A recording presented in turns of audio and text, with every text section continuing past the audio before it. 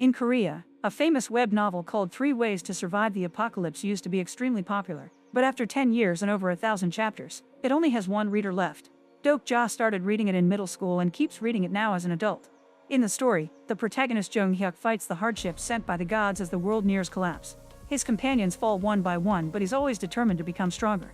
Dokja finds this inspiring, and rereading the novel helped him push through his high school years while he was harassed by mean classmates. After finishing school, Dokja went to a mediocre college, worked some mediocre jobs, and joined a big company on a temporary contract. Today that contract ends, and so does the novel. After his final shift is over, Dokja reads the last chapter and is disappointed by the ending because Jung-hyuk is the only survivor. He decides to send a message to the author, saying that this story is the worst. On the train, Dokja bumps into his co-worker Sanga, whose contract has ended too. Their chat is interrupted by their former boss Myung-oh, who keeps hitting on Sanga no matter how many times she keeps saying no. Thankfully, he gets off the train at the next stop. At that moment, Dokja is surprised to get a reply from the author. The message thanks Dokja for reading until the end and admits he was the only reason why it was finished. The author says that if Dokja hated the ending, he should try writing his own when the service starts at 7 p.m. Suddenly the train shakes and comes to a stop while a voice announces that the planetary system 8612's free service has ended, so this is the start of paid content. Dokja checks his phone and confirms it's 7 p.m. and realizes this is exactly how the novel starts. A creature from Korean folklore called Dakabi appears on the train. When a passenger starts insulting it, the Dakabi shoots him in the head with its laser eyes. The man falls dead and everyone panics, only for the creature to shut everyone up with a scary face. Then the Dakabi announces that the gods have decided that humans are horrible beings, so they deserve to be punished. All humans will be given a stage, and how they solve it will decide their fate. Soon holograms explaining the first stage appear around the passengers. In 10 minutes, they must kill one or more living organisms in the train car. Those who succeed will get 300 coins, and those who fail will be killed. The Dakabi also says that the constellations will always be watching. On the bridge, the train is frozen and so are all the cars. As the hologram starts a 10-minute timer, the passengers check their phones and discover there's no service. Soon people lose their minds and begin to fight each other, sometimes teaming up against one person. A woman panics and tries to escape to another car, but there's a field force at the doors that's keeping them trapped. When Dokja looks at the other car, he's shocked to notice Jung-hyuk in the crowd. He realizes they're living the events of the novel, which means he knows the future. A giant monster appears in the river and hits the train, causing everyone to get stuck in the ceiling. Dokja remembers that the rules say they must kill any living organism. It doesn't have to be humans. There's a kid called Gil-young with an ant farm, so Dokja grabs it and takes it to Sanga. He gives her some ants before trying to talk to the crowd, but nobody pays attention to him. When Dokja kills an ant, a hologram appears saying that he's won the coins, which finally gets everyone's attention. He tells them about the ants, but he doesn't have enough for everyone. As everyone complains, Myung-oh steals the ant farm from him, and the crowd surrounds him instead. There's still a guy beating up an old lady, so Dokja tackles him and offers him an ant that got stuck on his hand. However, the guy turns him down, saying he wants to kill the lady. Dokja realizes this is Nam-woon, one of the characters from the novel. Nam-woon starts beating Dokja up, saying he'll be his victim instead. As Dokja tries his best to protect himself, he remembers that in the novel, humans have stats like in video games. He uses the 300 coins to increase his strength and punches Nam-woon, sending him flying across the car. Nam-woon responds by activating his Grimdark Awakening skill, which allows him to easily overpower Dokja in seconds. At that moment, the crowd accidentally drops the ant farm and a tube of eggs rolls out. Dokja destroys it and receives a huge payment in coins. He spends 3,000 on stamina and another 3,000 on agility, so he dodges all of Nam-woon's attacks and knocks him down. A terrified Nam-woon promises not to hurt the old lady and asks for an ant, but Dokja says he doesn't deserve to be in the story. Then Dokja runs to act as a shield for the woman since Nam-woon is trying to attack her again. Dokja puts an ant in the lady's hand and closes it to crush it before the timer reaches 0. The voice announces that the stage is over and all the losers get a hole in their faces to kill them. Unfortunately, the last ant has managed to escape and the lady dies as well. The Dakabi reappears and congratulates the 17 humans who passed. Now it's time for them to get gifts from the constellations for their performance. Dokja remembers that the constellations are powerful beings that watch the stages from space and enjoy laughing at human struggles. Each passenger gets a list of the constellations that want to sponsor them and they must choose one, but someday the debt must be paid back. Dokja decides to turn down sponsorship for now. Suddenly the train starts falling on its side because the river monster is trying to drag it down. A former soldier is trying to open the doors and Dokja recognizes him as the character Yun-sung. As the train starts to touch the water, Dokja teaches Yun-sung how to use special skills. Yun-sung activates super strength that allows him to bend the doors open. Everyone quickly climbs out while Dokja notices that Gil-young is still in the car crying over his ant farm. Dokja apologizes and brings him out. As the survivors run as fast as possible, the voice announces the new stage. They must successfully cross the bridge. The monster smashes a section of the bridge to create a huge gap before going back to the river. To make the task more difficult, the Dakabi drops a train car on the bridge and makes all the dead people chase after the living players. Dokja and Yunsung try to fight them, but they're easily overpowered. At that moment, Songa manages to activate her skill, which creates a temporary road across the gap. The survivors start running on it to escape, and Dokja informs them that poisonous gas will spread soon, so they need to get underground. He thinks that they should go to the nearest subway station, but he then remembers that in the novel, Jung Hyuk dies there while fighting a dragon.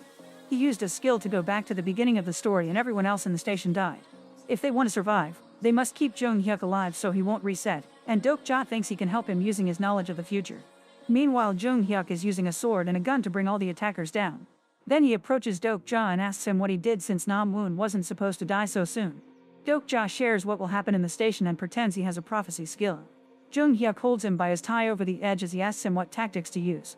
Dokja panics and doesn't know what to answer, so Jung Hyuk tells him to meet him later in the station before dropping him in the water. The monster swallows Dokja and he lands in its stomach. The hologram announces a new stage. He must kill the monster and escape. The Dakabi is also there narrating things for the stream, so Dokja shocks it by calling it by its name, Bai Hyung. He also knows that Bai Hyung is a 9th level Dakabi, and doing the streams means it can ascend one day. Dokja points out that he's probably very popular among the constellations right now, so if he dies, Bai Hyung will receive backlash. Bai Hyung checks its donations and confirms that the Watchers love Dokja, so it agrees to sign an exclusivity contract. Then the monster's stomach starts filling with acid.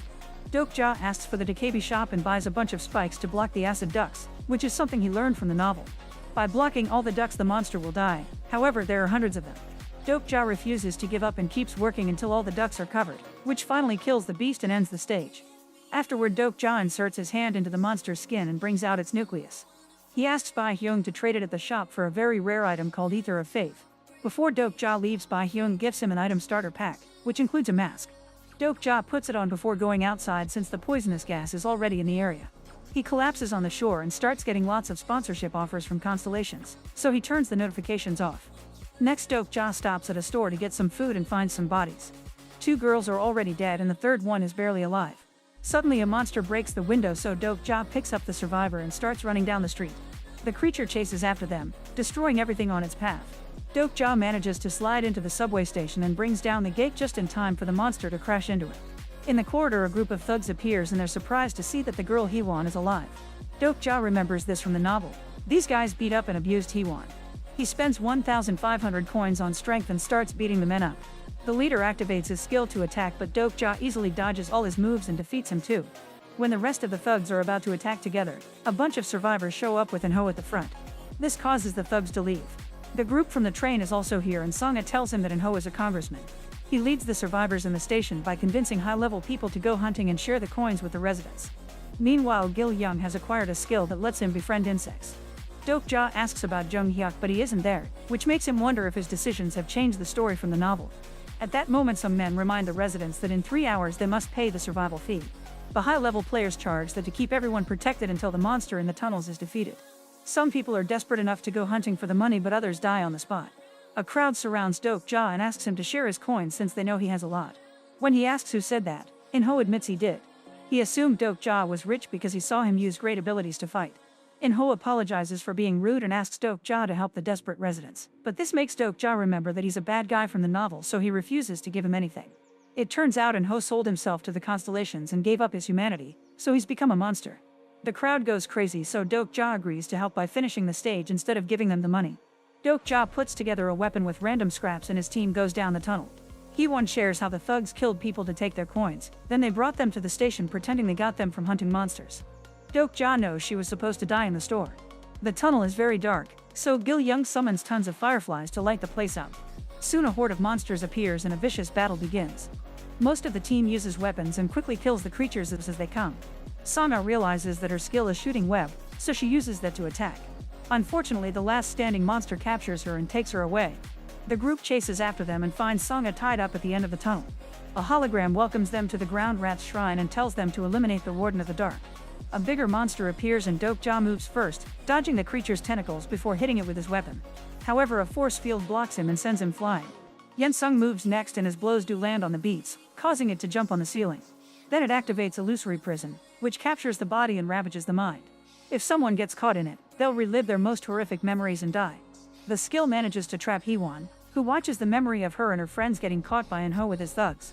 Luckily Dokja manages to free her from it. Then he runs to get Gil-young before he gets captured too. Unfortunately Yeon-sung is caught and starts seeing the worst memories from his days in the army. Dokja tries to save him too, but his attack is blocked, although it drops some little rocks. Suddenly the monster roars to summon his minions. Dokja calls Bae-hyung to open the shop and tries to buy White Star Pure Energy, but he's 1,000 coins short. Meanwhile Hee-won keeps fighting the monsters, and with a big jump she manages to land on the back of the boss. Dokja follows her example and starts killing creatures until he earns the money he needs. The White Star is inserted in his weapon, which gives him a one-time critical hit. Dokja copies Hee-won's jump and slashes the back of the Horde dealer, finally killing him. The Horde runs away and the illusion disappears, so Yeon-sung is free from his memories. Dokja remembers from the novel that Yeon-sung is haunted by the guilt of not being able to save his friends. The group checks the treasure chest they got for finishing the mission. Hee-won gets 2 short swords, Yeon-sung gets a gauntlet, Gil-young receives a helmet that improves his bug skill, Sangha gets a mysterious coat, and Dokja gets a broken sword. The others are confused, but Dokja doesn't tell them that this is the broken faith. If he finds an ether of faith, the sword will be complete.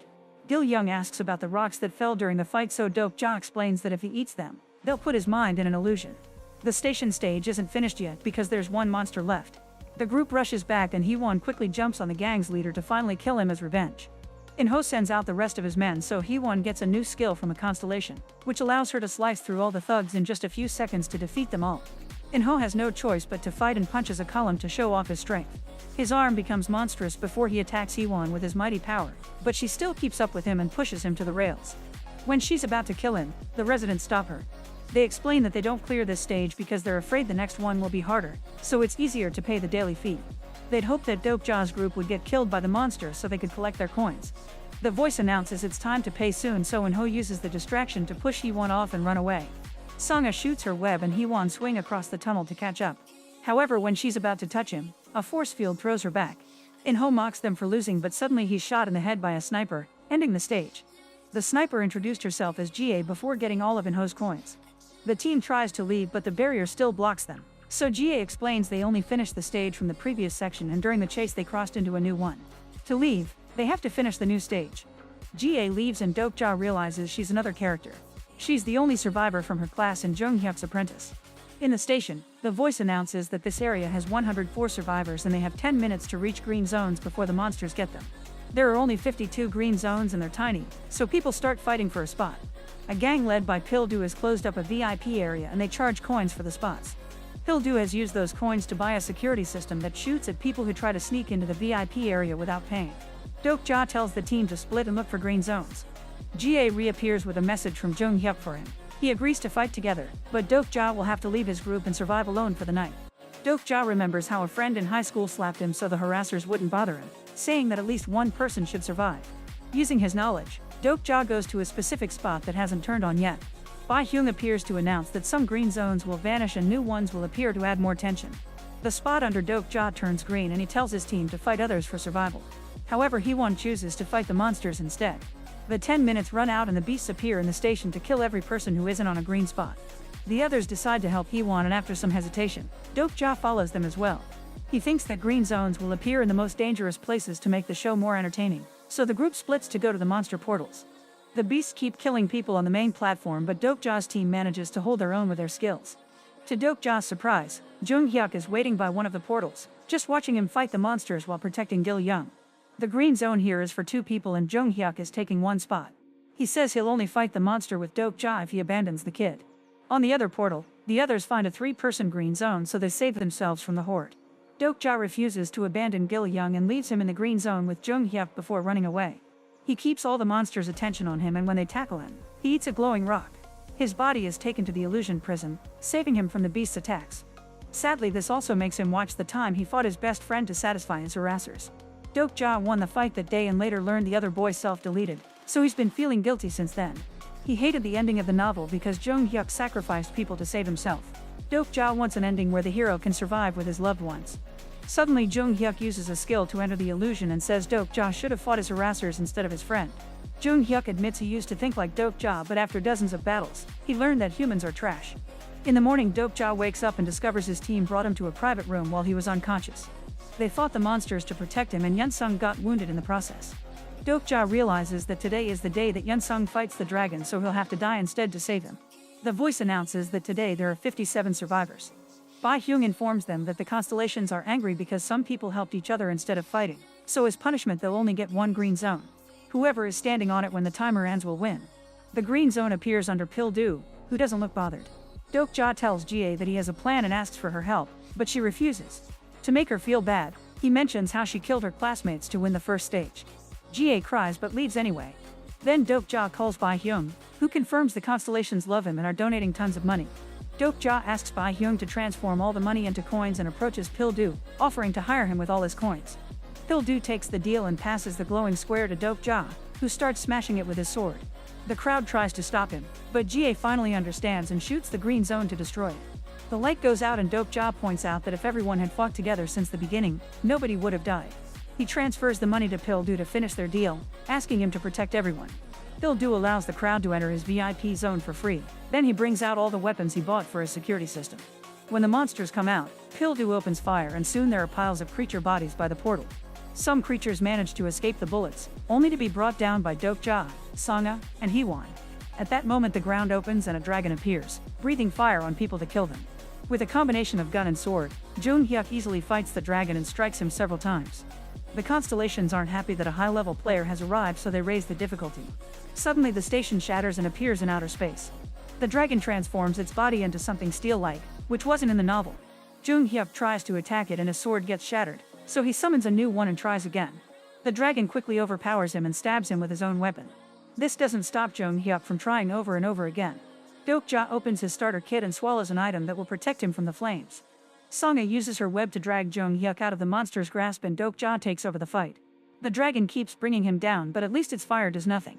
While the dragon's distracted, a huge monster tackles it to the ground.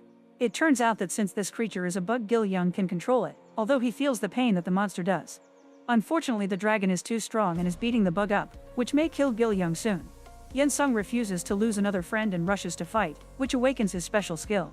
The gauntlet transforms into a shield that stops the dragon's attacks and the ground rises to block it. Then Sangha creates a web bridge for Heewon to jump on. She lands on the dragon's back to slash its body a few times. Now Yunsung can break through the wall to push the dragon down and Dokja tries to stab it. However, the dragon flies up to escape. A flashback reveals that the plan is to stab the dragon's core to kill it, but that will also kill the attacker. The mission reward will give them an item to revive one person. Sangha shoots web again and restrains the dragon while Dokja jumps to finally stab it in the chest, but the sword doesn't go through. Jie shoots the dragon's chest to make a crack, only for the monster to push Dokja off. The chest closes the wound and the team loses all hope. Suddenly Jung Hyuk finishes killing the rest of the monsters and fights the dragon again. After exchanging a few blows, he manages to pierce the core, and the dragon's breath covers them both in fire.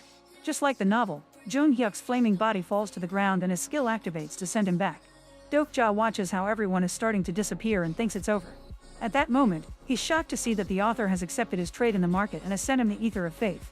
Dokja immediately puts it in his sword to transform it into the attribute weapon. The rest of the team surrounds the dragon and keeps it distracted, giving Dokja time to jump on it and finally kill it. The voice announces that the stage is over and Dokja revives Jung Hyuk with a reward. The station turns back to normal and Jung Hyuk is surprised to see that Dokja survived the dragon's death, thanks to the special sword. The crowd celebrates and now Dokja is sure they can write a new ending for the story. Make sure to subscribe and turn on notifications so you can watch more videos like this. Thanks for watching.